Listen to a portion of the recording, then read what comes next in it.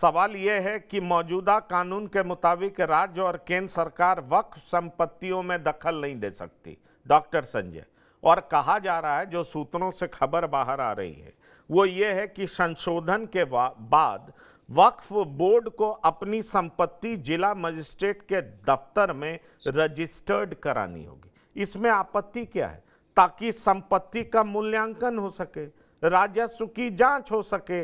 नए बिल में यह भी प्रावधान होगा कि सिर्फ मुस्लिम ही वक्फ संपत्ति बना सकते हैं। बोर्ड के स्ट्रक्चर में बदलाव किया जाएगा और इसमें महिलाओं की भी हिस्सेदारी सुनिश्चित की जाएगी।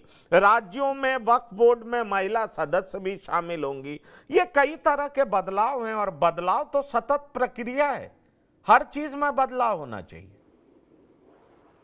इसमें गलत क्या है? अगर इस तरह की बातें आ रही है तो इसमें डिस्क्रिमिनेशन कहां है, डॉक्टर संजय? हर चीज में विक्टिम कार्ड खेलना कहां तक सही है? देखिए, जमीनी वास्तविकता को बदलते हुए कालखंड में समझने की जरूरत है। वक्फ बोर्ड के पास जो एक आंकड़ा है उसमें देश में 8.7 लाख जमीनें हैं। उनका रकबा अगर कहिएगा तो 9.4 लाख एकड़ में वो फैली हुई है। मतलब 9.5 लाख एकड़ जमीनें केवल वक्फ बोर्ड के पास है।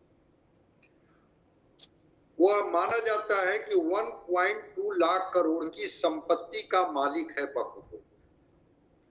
और जो मूल सवाल आपके हैं, उस मूल सवाल पर मैं आता हूं कि अगर प्रबंधन, जिनको भी वक्फ बोर्ड ने प्रबंधन की जिम्मेवारी दे रखी है, अगर उनका प्रबंधन ठीक नहीं है, ठीक से वो वक्फ बोर्ड की संपत्ति का प्रबंधन नहीं कर रहे हैं। अतिक्रमण का भी आरोप है कि वक्फ बोर्ड की जमीन पर लोग अतिक्रमण किए हुए हैं।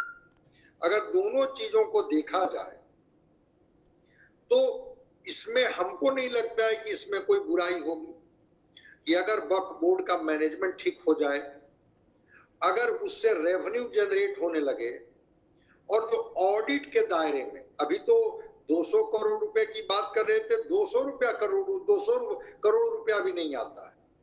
तो आप अपने देश की भौगोलिक सीमा तो बदल नहीं सकते हैं। आपके पास जो जमीनें हैं, चाहे वो मठ की जमीन हो, वक्फ बोर्ड की जमीन हो, निजी जमीन हो, सरकारी जमीन हो, है तो वो राष्ट्र की ही संपत्ति। अगर वो संपत्ति है, किसी ने दान ही दिया, उसका सदुपयोग हो रहा है, उसका दुरुपयोग हो रहा है, उसके प्रबंधक उसका गलत इस्तेमाल कर रहे हैं, क्या इस बात को लेकर के थोड़ा ट्रांसपेरेंट होने की जरूरत नहीं है? वो जमीन छीनी कहाँ किसी से जा रही है या किन्हीं को दी कहाँ जा रही है? ये कहा जा रहा है कि क्या उसका प्रबंधन इस तरह से हो रहा है। अब 8.5 लाख एकड़ जमीन से 200 करोड़ रुपए का भी इनकम नहीं दिखाया जा रहा है। आखिर उस जमीन पर हो क्या रहा है? अभी शकील अहमद खान साहब बोल रहे थे ना कि जिन्होंने भी दान किया, उन्होंने अपने बिल में ये भी मेंशन किया कि इस संपत्ति का उपयोग, सदुपयोग आप किस लिए करेंगे। पटना में ही वक्फ बोर्ड की जमीन पर ही अंजुमन इस्लामिया हॉल बना हुआ है, तो लगता है कि हाँ ठीक है, उसका एक उपयोग है। लेकिन अगर एक मैनेजर आपने नियुक्त कर दिया और वो मैनेजर बस इस वजह से कि चूंकि हमको वक्फ बोर्ड ने नियुक्त कर दिया है और हम अब पूरे इस संपत्ति का जिस तरह से चाहे बंद पाठ करें। सच्चर कमेटी की रिपोर्ट तो हम लोग जब पढ़ेंगे तो बिल्कुल सही कहा कि दलितों से भी जो खराब स्थिति है मुसलमानों की, वो सच्चर कमेटी की रिपोर्ट तो शायद कोई पार्टियां छूना नहीं चाहती है।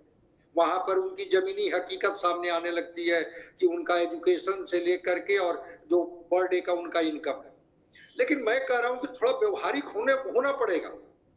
इसको हिंदू मुसलमान न बनाया जाए, इसको भाजपा राजद कांग्रेस न बनाया जाए। थोड़ी वास्तविकता को समझा जाए कि अगर वक्फ बोर्ड की जमीन है और वो जमीन का प्रोडक्टिव यूज नहीं हो पा रहा है, चाहे वो जमीन दान में ही क्यों न दी गई, तो उस प्रोडक्टिव यूज के लिए अगर कोई संशोधन का बिल आता है, अब वो बिल तो देखते हैं विधेयक पास होने के बाद